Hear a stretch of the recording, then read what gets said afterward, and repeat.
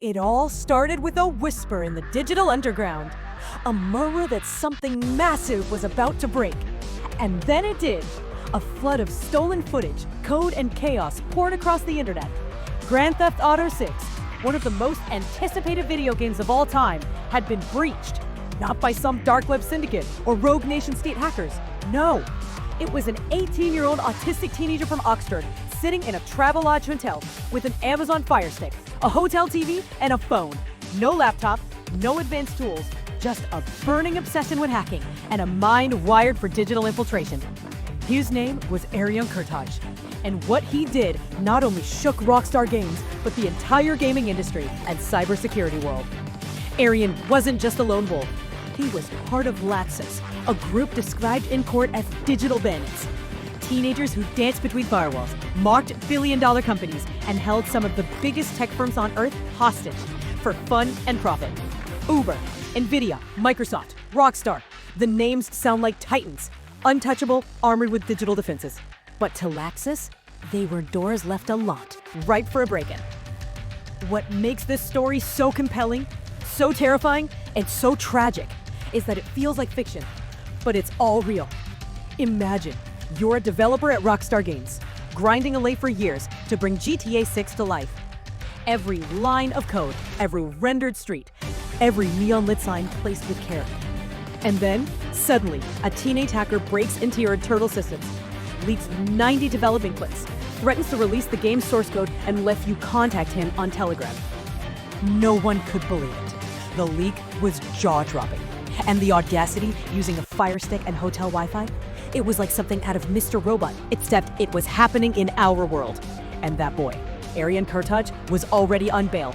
He had hacked Nvidia, BT, EE. The police had confiscated his laptop. He was in police protection. And still, he hacked again. There was no stopping him. Because this wasn't about money alone. This was about compulsion, power, and a disturbing level of focus that bordered on obsession. The court couldn't even hold a traditional trial.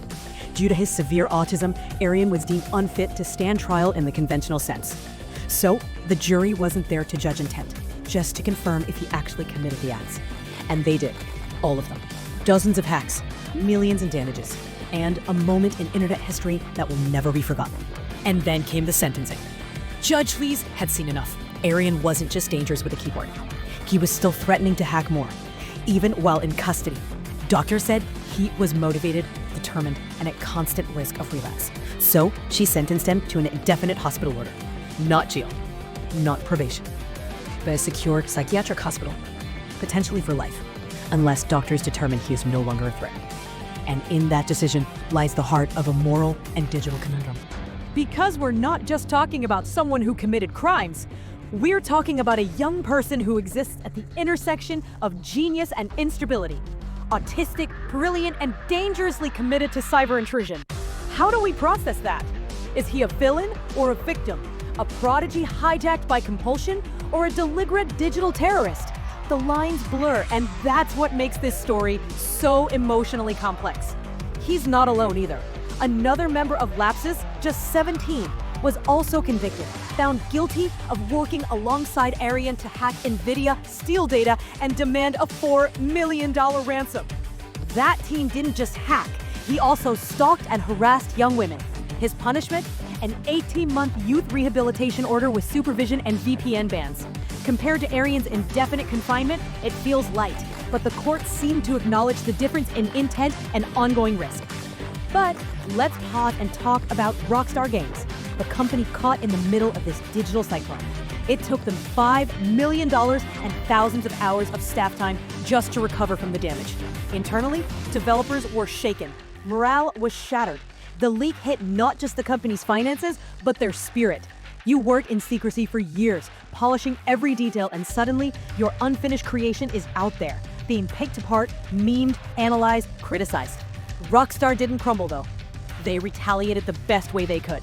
They dropped the official GTA 6 trailer, and it exploded. 128 million views in 4 days. A megaton cultural event. For a moment, the world forgot about the leak and celebrated the beauty, the hype, the madness of GTA 6. It was damage control at its finest. and Arion's defenders pointed to that trail of saying, look, he didn't hurt the game. He made it more famous.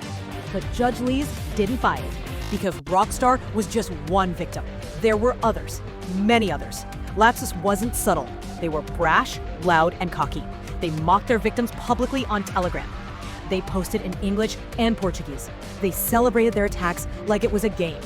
The US cyber authorities even released a report calling them a wake-up call, a sign that even well-defended corporations were fragile against the cunning and confidence of digital native teens. They were kids with Discord accounts and smartphones, laughing as they brought billion-dollar companies to their knees. And no one really knows how much they made from it. No one ever admitted to paying the ransoms. Their stolen crypto wallets were seized, but the passwords were never handed over. It's a digital heist story without a $sign ending. What makes all of this even more haunting is the potential Arion had. He could have been a cybersecurity expert, a software engineer, a genius for good. But instead, he went rogue. And perhaps he couldn't help it. The court documents revealed violent behavior in custody, dozens of incidents, broken property, injury reports. This wasn't a stable person with a hobby.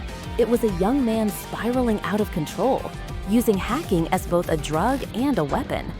And yet, some people on forums still call him a hero, a legend. They glamorize his hacks, share memes, sell teapot Uber hacker t-shirts.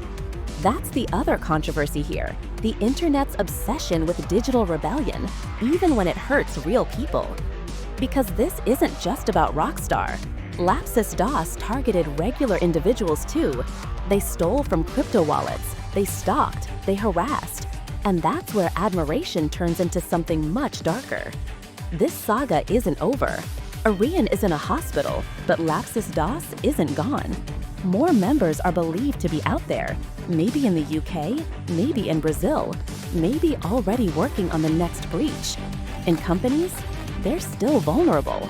Because what this whole event revealed is terrifying in its simplicity.